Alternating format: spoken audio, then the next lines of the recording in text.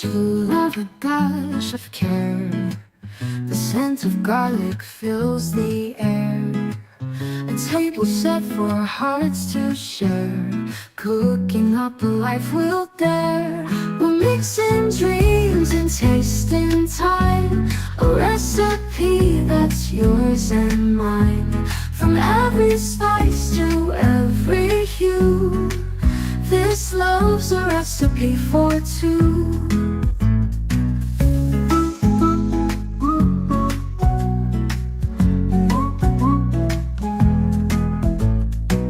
The dough is soft, the rhythm slow. A dance of flavor starts to grow. With every step our bond is tight. Each meal a chapter we'll rewrite. We're mixing dreams and tasting time. A recipe that's yours and mine.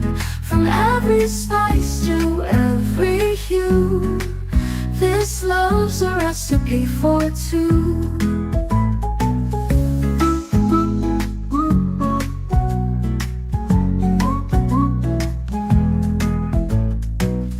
Kitchen hums, the night unfolds.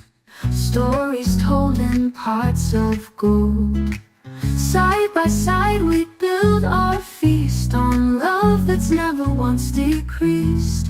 We're mixing dreams and tasting time.